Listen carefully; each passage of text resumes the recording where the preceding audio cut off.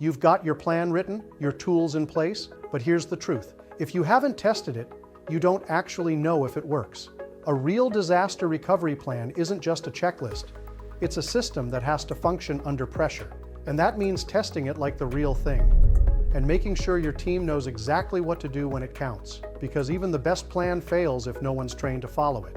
You should run a test at least twice a year. And not just a quick read-through. Simulate real scenarios. Make it feel like the real thing. These scenarios should include what happens if the power suddenly cuts out. Not just in your office, but wherever your systems are hosted. Can your team keep working? Do they know how to access files or phones when the network is down? Act like a key server is offline. Can you restore from backup in time? Does your team know what steps to follow?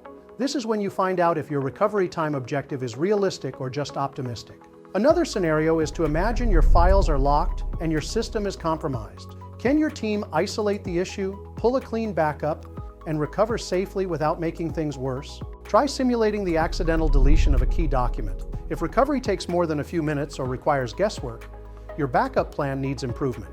Testing your DRP aims to find the problems now, while there's no pressure. Fix the confusion, fix the delays, and make sure the plan actually works when it counts.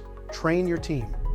There's no point in having a disaster recovery plan if no one knows how to use it. Your team needs to be trained on the basics, and that training should happen before a real emergency ever hits.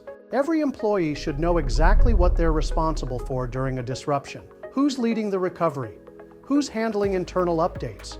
Who's responsible for talking to clients? And if someone's out, who covers their role? The more clearly this is defined, the less confusion there'll be when time matters most. Make sure everyone knows where your DRP lives. It sounds obvious, but many companies forget this step. Make sure your staff knows where the recovery plan is stored and how to access it quickly.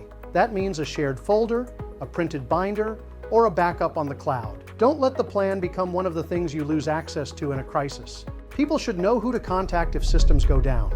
That includes internal team leads, IT vendors, internet or phone providers, and anyone else involved in recovery.